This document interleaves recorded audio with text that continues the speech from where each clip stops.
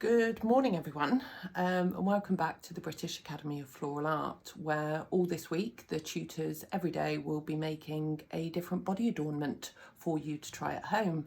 I will be trying earrings today, and I thought I wanted to create something that would be easy for you guys to achieve at home with bits and pieces that you've got lying around. So I have only 2 sets of earrings. Can you believe that? I only own 2 sets of earrings, but I've actually taken these fancy pants ones apart because what I was after is the clip that goes on the top. So I've taken these ones apart so that I can steal the clip from the top of this one. So we will require 2 of these, obviously, because the bulk of us have 2 ears.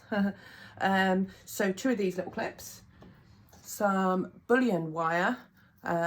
This is a silver one, but you can work with any colour that you have, and a few choice pieces to decorate our earrings with. So the ones we will be creating today are these little beauties.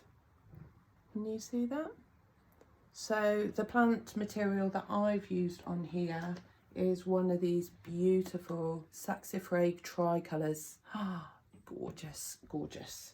So all we need to do is take our real wire, our bullion wire, sorry. This is the easy bit. You can do this watching the telly, and just crunch and scrunch and scrunch and scrunch. And in a Blue Peter style, here is one I made earlier.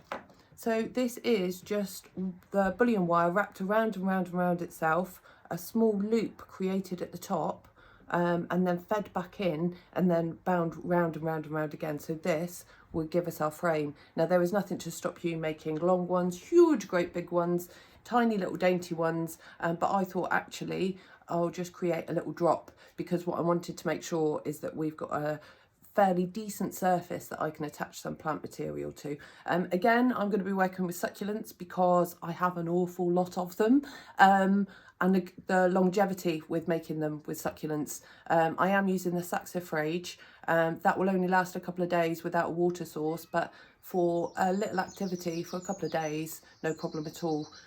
So if you don't have a saxifrage to hand, the beautiful tricolour one that I will be using, we'll be working with the little babies, that these can easily be taken off, pop on soil and they will propagate from there. So another little tip. But if you don't have those, then Ceropedia, is that something that you guys have probably got at home?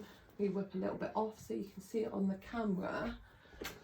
Ceropedia will work just as well, or even really small little sections of ivy, that will work. So what we are going to do is called a pave technique. So we are, with our floral adhesive or Bostik if we don't have it, we are going to start attaching our saxifrage leaves onto our earring with just a little dab of glue. And what we're going to do is layer these up. So if I can just get a couple on, I'll hold it up to the camera and you can see exactly what I mean.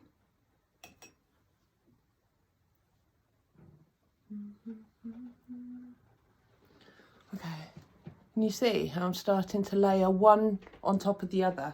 So if I show you on the one I've already created here, all of these sections, one overlaps the other, overlaps the other. It's really hard to get it in focus.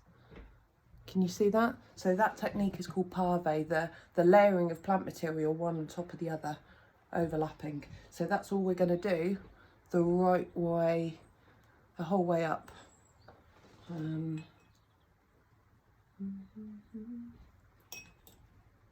then what we'll need to do is put a little couple of little focal areas on.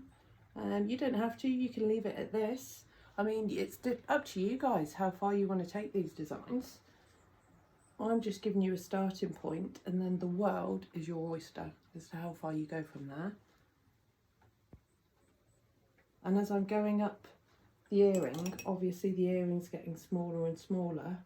I'm trying to make sure that the plant material I attach is getting smaller and smaller to go with it, because then that way we're still holding on to that teardrop shape.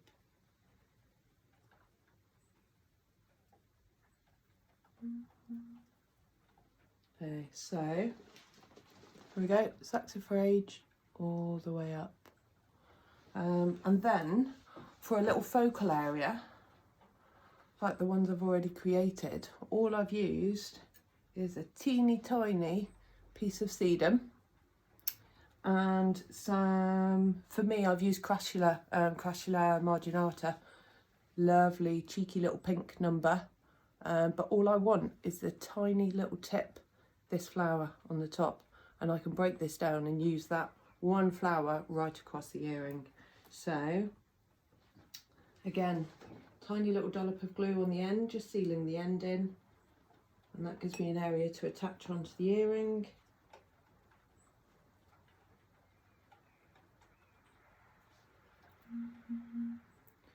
See if I can pull that in there ever so slightly.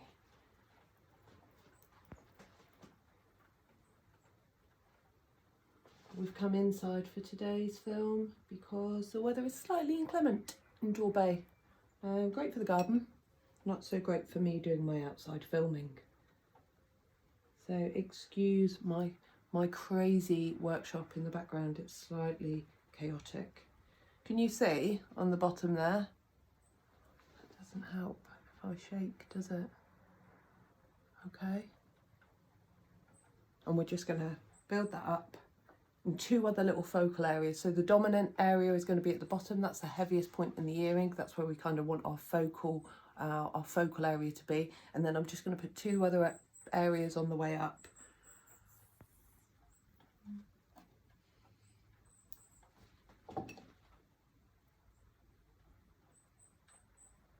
Like I say, this is the material I'm using, this is what I've got available. There's nothing to stop you from doing this with ivy for the little focals.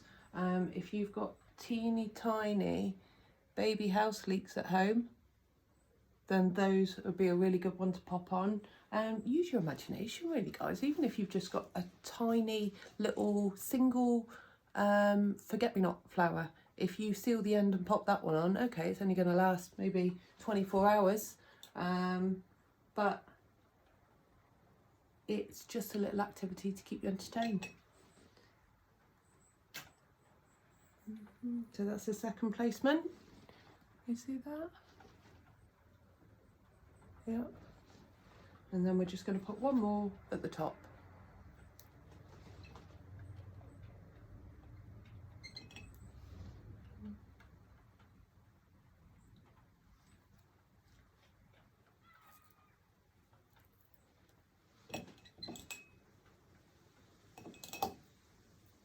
You don't want that focal area to be too big. Just a little point of interest at the top there. Attached to my hoop. Pick it in through the top. And there we have one set of earrings.